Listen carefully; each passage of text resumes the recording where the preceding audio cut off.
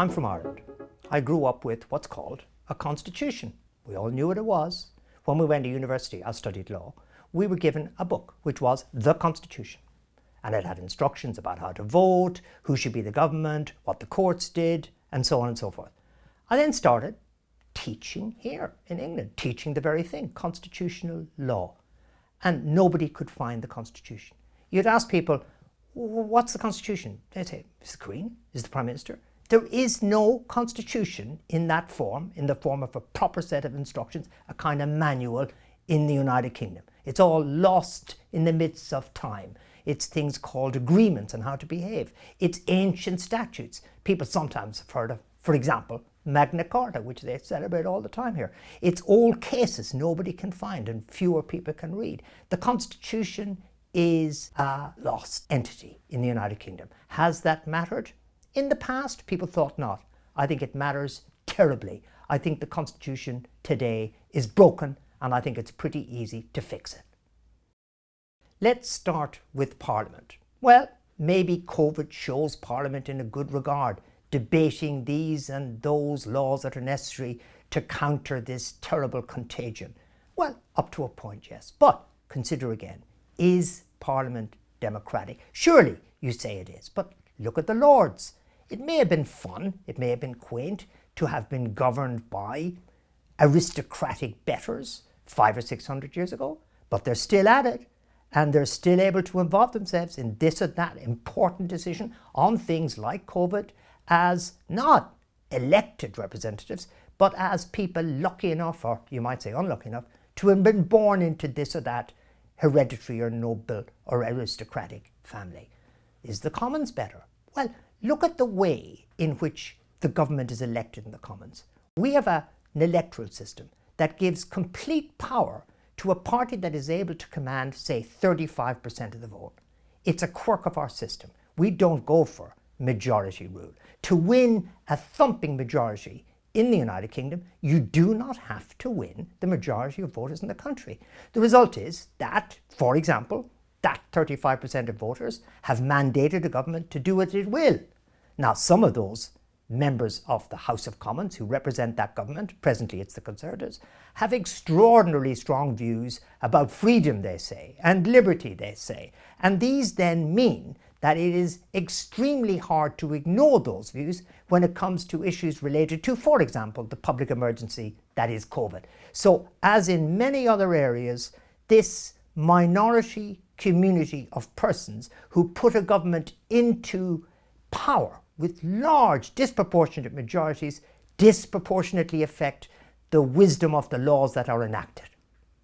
Then, look at the law. How's the law affected by our Constitution?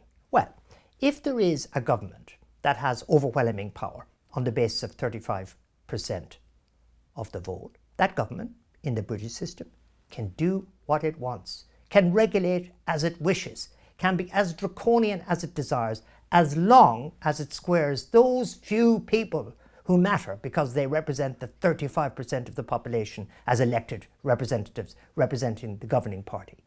There is no human rights constraint of the type that you would get in a properly constituted country with a written constitution. Sure, we have a Human Rights Act, but guess what? The government want to repeal it. The government don't like it, and it cannot even strike down acts of parliament. Sure, we have the rule of law. We have courts that try and hold government to account. But guess what? The government don't like that either. They've been making suggestions as to how to change things which will reduce the power of the judges to hold government to account.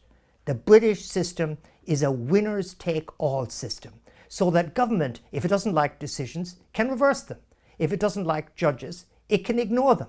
In fact, just recently, they even said as much in the courts, and it took the Supreme Court, our top court, to say, look, you have to obey us, but only for now. They have proposals to change human rights law and judicial review law in order to make themselves even freer. No document higher than themselves holds them to account. It's more the editorial in the Daily Mail that matters than any written framework of government that controls them.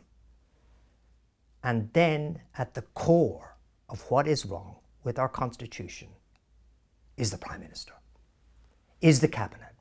And nothing summarizes it more than the fact that while the Prime Minister was dominating the country with restrictive rules that he could impose through Parliament, he himself was partying in defiance of those rules. He himself receives criminal notices, penalty notices, for parties he attended unlawfully. Unlawful by reference to the very laws he demanded we follow.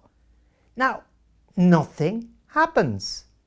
His advisors, ethical advisors, can say A, B or C. He says, no, I don't agree, as he did with one minister who is accused of bullying. They resign, he stays. What's going on here? There is, in the British Constitution, something odd. It was one of the quaint things, quirky things I mentioned at the start, which caused me to like the British Constitution. Wrongly, as I now know. It's called conventions. What are they? They're not laws. They are agreements to behave in a certain way. They are the sort of chaps who run the place, deciding up with what they will put and up with what they will not put. That's about custom and usage. Now, Mr. Johnson doesn't care about that.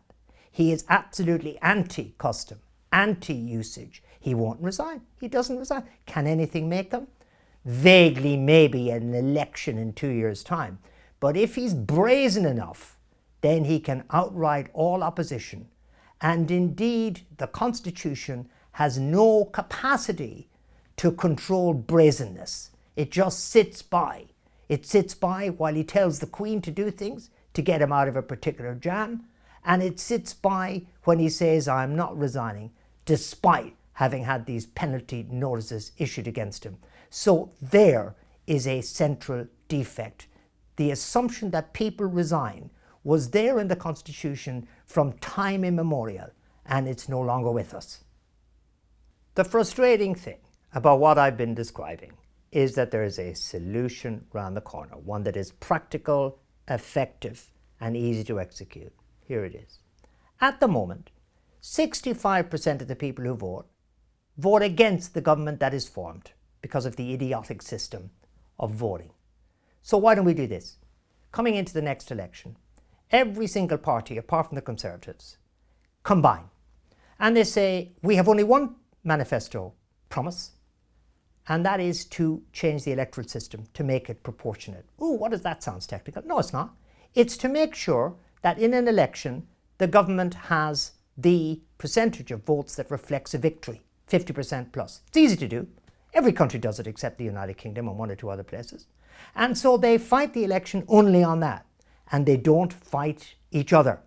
So it's the Conservatives saying, we love a system where we can run the country on 35% of the vote. And everybody else, one candidate, maybe Labour, maybe Lib Dem, maybe Plaid Cymru, maybe the Scots Nats, saying, no, you're not getting away with it anymore. So I'm assuming they win. And so they immediately change the electoral system. They don't go in for referenda. They don't let the Daily Mail and the Daily Telegraph and the Times and all those papers get their teeth into it. They pass a law. And the law says proportional representation. If you get 20% of the vote, you get 20% of the seats. If you get 50% of the votes, you get 50% of the seats. And then there's another election within 6 months. That Parliament only does one thing, fixes the system. And then Plaid Cymru and the Labour Party and the Lib Dems and the Scots Nats, they all fight each other in the normal way. And the Tories are lost because they've only got 35% of the vote. And their unnatural capacity to construct a vast majority, to be able to tell themselves endlessly that the most popular people in the country, crumbles into so much dust. And you have a coalition, probably. So what? So what? Every respectable democratic country isn't afraid of coalition. You can easily have parties agreeing things and executing them, and you have a country that begins to change almost immediately. Electoral reform will take us a good way where I want to go. It'll help us become fair, inclusive, broadly speaking, social democratic. But I think there's probably more needed too. If we can pull off a written constitution with, proper separation of powers, and end to this kind of weird lords thing, possibly even, I don't want to be rude, a president rather than a queen or king, all to the good.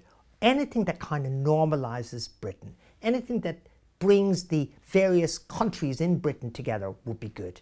And more than that, And as a way of making it happen, I think we do need to look at our past. I know it's tricky to be able to ask ourselves questions about the kind of legacy that colonialism has given us.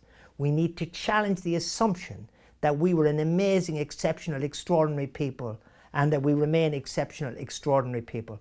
And just look into how the country came to have the resources and power that it did. And then, only then, will we have a genuine relationship with the present which reflects the past and celebrates our triumphant normality.